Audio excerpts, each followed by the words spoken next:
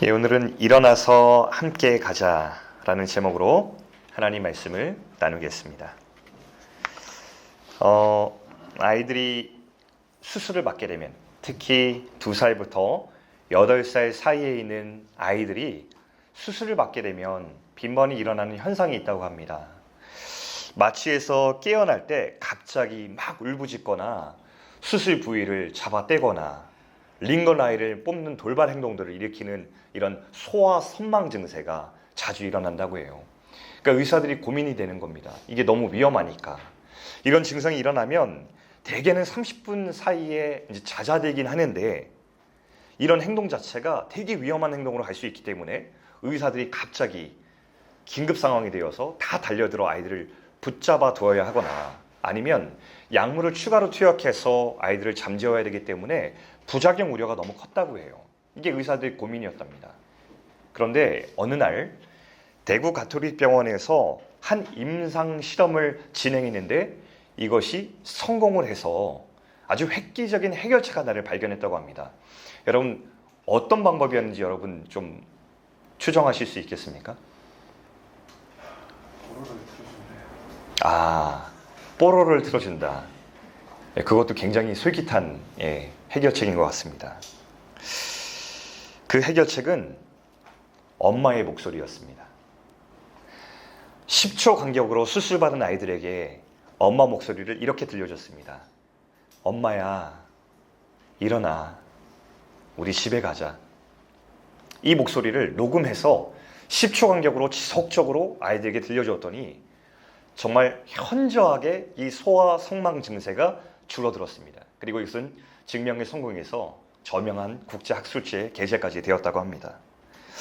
여러분, 이 연구팀이 처음에 전제로 하고 이것을 실험을 진행한 것이 있습니다. 어떤 전제를 가지고 진행을 했을까? 그것은 아이들의 무의식 속에 큰 불안과 고통이 찾아왔을 때 이것을 잠재울 수 있는 힘이 있을 것이다.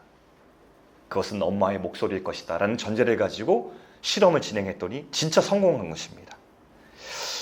이 증명은 의학적 의미를 넘어서서 더 큰 의미를 우리에게 알려준다고 생각이 들었어요. 그것은 이 세상에서 가장 나를 사랑하는 이 음성은 놀라운 힘이 있다. 그것은 우리에게 생명줄과 같다 라고 하는 것을 우리에게 메시지로 들려주고 있습니다.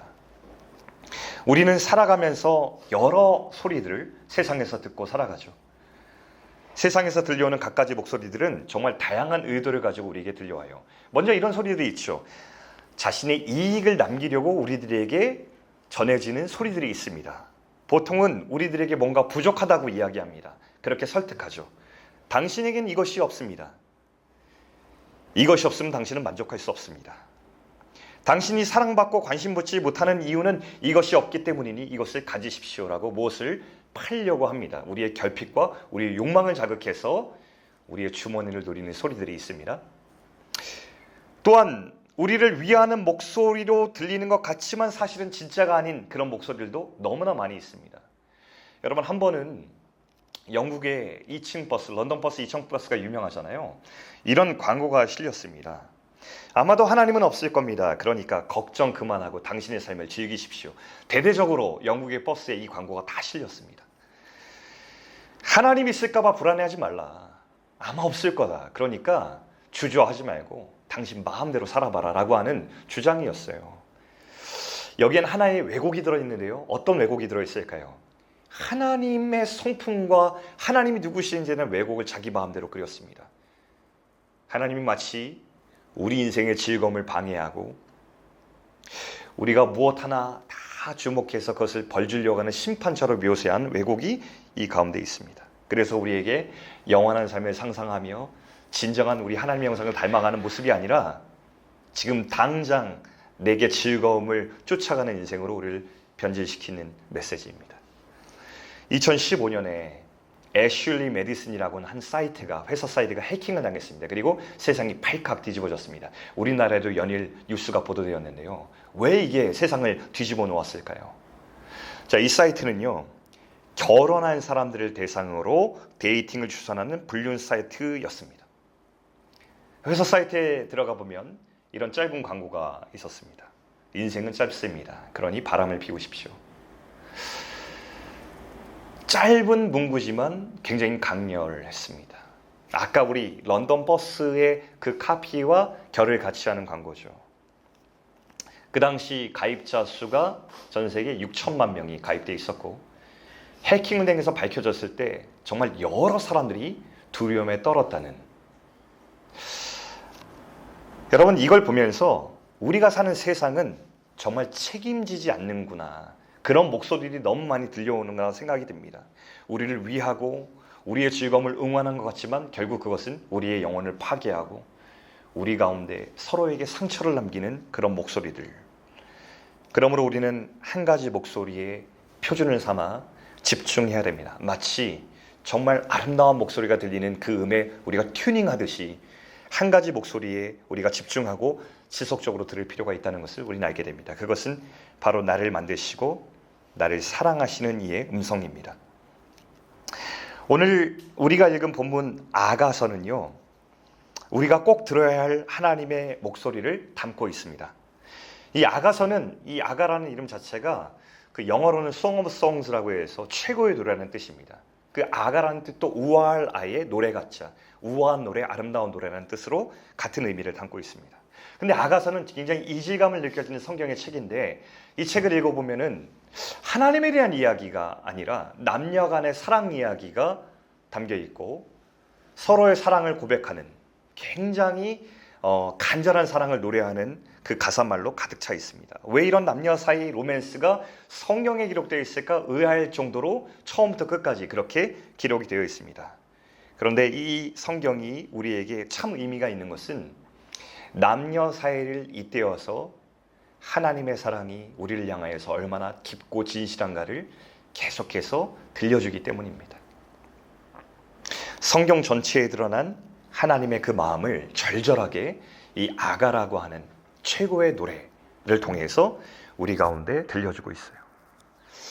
이 노래 중에서 특별히 우리 마음을 사로잡는 가사, 아주 유명한 본문이죠. 10절 말씀을 보면 제가 다시 한번 읽어드리겠습니다. 나의 사랑하는 자가 내게 말하여 이르기를 나의 사랑 내 어여쁜 자야 일어나서 함께 가자. 여러분, 이 고백을 듣는 대상이 있었어요.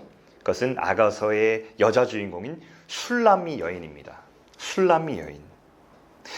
이 여인은 이 긴 노래말 속에서 엄청난 사랑을 받습니다. 엄청난 사랑의 고백을 줄곧 받습니다. 아름답다, 사랑스럽다, 너는 흠이 없다, 어여쁘다. 계속 반복되는 사랑의 고백과 극찬을 받습니다. 그런데 실제로 이 본문을 잘 읽어보면 이 술람 여인의 묘사 가운데, 그리고 술람 여인이 자신의 모습을 돌아보는 가운데 실제로 정말 그렇게 극찬을 받으면 아름다운 여인인가? 그렇다고 기록되어 있지 않습니다. 자신의 모습 때문에 부끄러워하는 흔적도 기록 가운데 남겨져 있습니다. 그런데도 남자가 개의치 않고 계속해서 이 여인에게 너는 어여쁘다, 너는 아름답다, 너를 사랑한다 계속 고백하고 있습니다. 이게 무엇입니까? 이게 복음의 요약입니다. 너의 모습이 어떠하든, 너의 모습이, 너의 개성이 얼마나 독특하든, 너의 삶의 자리가 어떠하든 나는 너에게 사랑을 고백하겠다. 사실 우리가 바로 술람미 여인과 같은 것이죠. 우리의 모습은 여러분 어떠십니까? 여러분은 어떤지 모르겠지만 저는 제 모습을 돌아보면 때때로 사랑스럽지 않을 때가 너무도 많습니다. 죄를 돌아볼 때 용서받기 어려운 죄들, 이기적인 자, 누군가에게 여전히 상처 주는 나의 모습, 우리의 과거, 우리의 내면, 이 모습들은 늘 아름답지만은 않습니다. 그래서 우리도 스스로 절망하고 우울에 빠지는 이유 중에 하나가 내 삶이 엉망이 되었다라는 자책과 절망 때문입니다.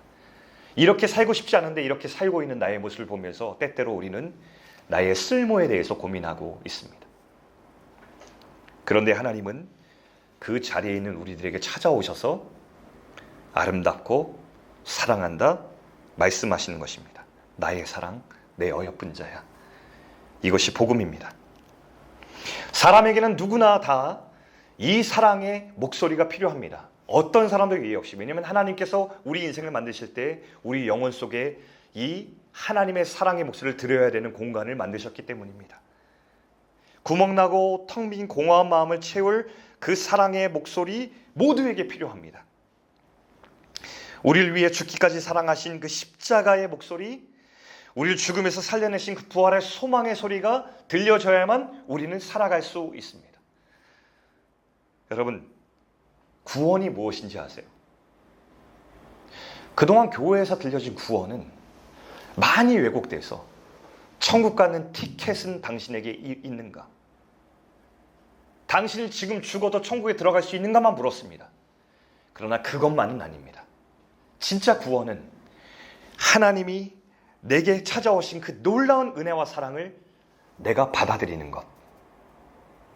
그 사랑을 받아들였기 때문에 그가 부르신 곳으로 용기 내어 걸어갈 수 있는 새로운 삶. 그 관계 자체가 구원입니다. 그래서 구원은 장차 완성될 것이지만 이미 지금 시작된 것이라고 이야기하는 것이죠. 여러분에게 묻겠습니다. 여러분은 지금 그 구원 안에서 즐거움을 누리고 있습니까? 그 구원을 누리고 계십니까? 여러분, 이 사랑의 하나님께서 너무 좋으신 하나님이신 이유는 그 다음 말씀에도 등장합니다. 일어나서 함께 가자. 자, 먼저 일어나라 한번 볼까요? 일어나라는 것은 무슨 뜻일까요? 이 성경 속에서 일어나라는 뜻은 부르심으로 다시 해석할 수 있습니다. 성경은 어떤 사람을 사명으로 부르실 때, 새로운 삶으로 초대하실 때, 그 사람의 인생을 고치실 때, 죽은 자와 같은 사람을 살려내실 때 항상 일으키셨습니다. 아브라함에게 소명을 주실 때 주님은 일어나라 말씀하셨고, 38년 된 병자를 고치셨을 때 일어나라 말씀하셨고, 죽은 나사렛을 생명 가운데 초대하실 때 일어나 나오라고 말씀하셨습니다. 일어나라는 것은 이런 성경적인 특별한 언어로 가운데 계속 사용되었죠. 여러분, 나를 사랑하시는 하나님께서 우리 가운데 반드시 하시는 일이 있습니다. 지금 우리가 머물러 있는 자리를 하나님께서 그대로 사랑하시되 그 자리에서 우리를 반드시 불러내서 옮겨내시는 것입니다. 그게 하나님께서 행하시는 새로운 일이에요. 하나님 우리를 사랑하십니다. 우리를 찾아오십니다. 어떤 자리에 있든지 우리를 찾아오셔서 우리를 포기하지 않으시는 하나님의 사랑이 다가옵니다. 이것이 복음입니다. 그런데 그것이 전부는 아닙니다. 그 복음은 우리가 있는 자리를 살피셔서 그곳에 있는 우리를 사랑하시지만 우리를 그곳에서 일으키셔서 새로운 곳으로 초청하십니다.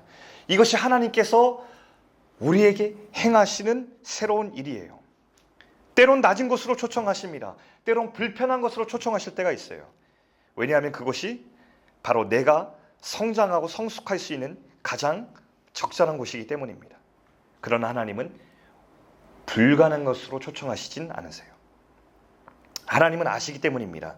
그 자리가 우리에게 복되고 우리 새롭게 빚어내신다는 걸 아세요. 하나님이 초청하시는 자리에는 후회하심이 없습니다.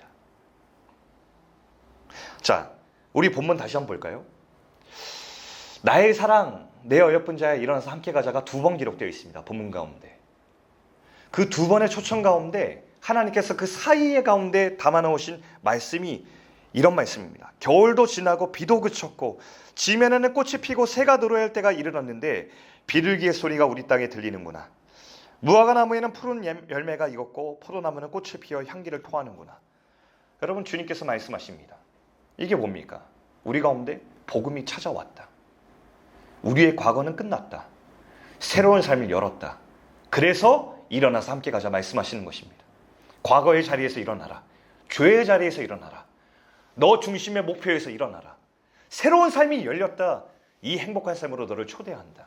주님 자신이 있으신 겁니다. 왜냐하면 우리 삶의 어떠한 익숙한 자리보다 이 새로운 삶이 진짜 봄이고 진짜 열매가 맺히는 자리고 진짜 꽃이 피는 자리인 것을 주님께서 확신하시기 때문에 우리를 불러나가신 것입니다.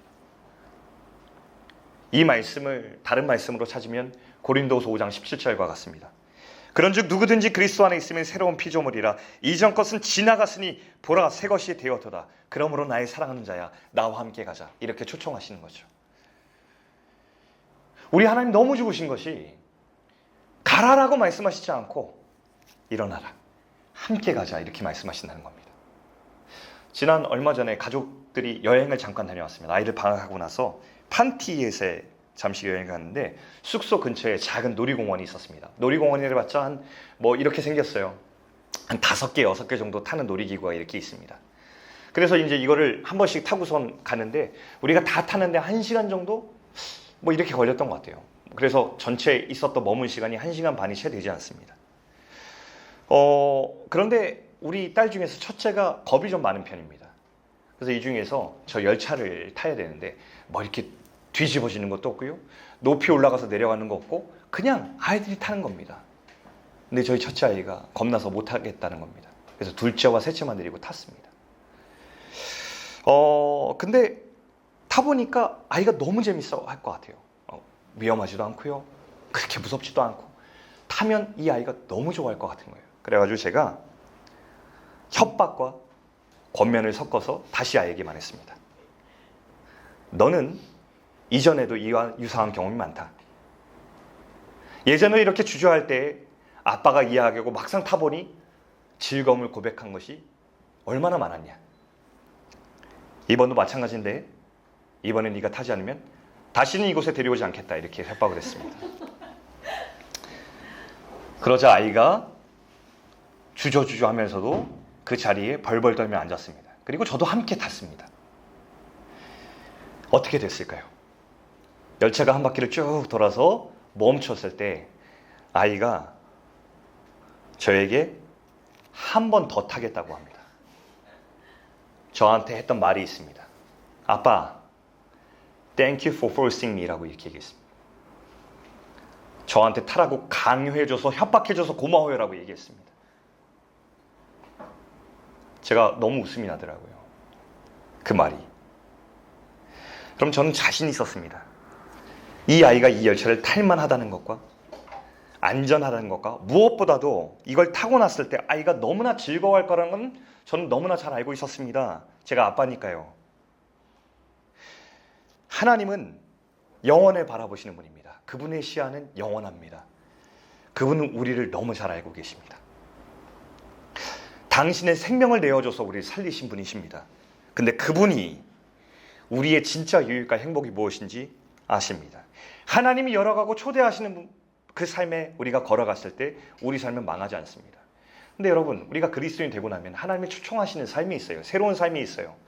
새로운 라이프 스타일이 있어요. 새로운 가치가 있어요. 새로운 목적이 있어요. 근데 익숙한 자리를 떠나서 거기로 가려고 그럴 때 우리는 주저함에 부딪힙니다. 근데 복음이 말하는 바가 무엇입니까? 그곳에 가면 망할 것 같은데 망하지 않는다. 오히려 복음을 받아들이고 찾아오신 하나님의 사랑을 만났는데도 불구하고 그 새로운 초대에 응하지 않았을 때 우리 삶이 얼마나 하나님의 형상을 잃어버리는지를 성경은 이야기하고 있죠. 여러분, 저는 이 본문을 보면서 우리 공동체 생각을 하면서 이렇게 생각했습니다.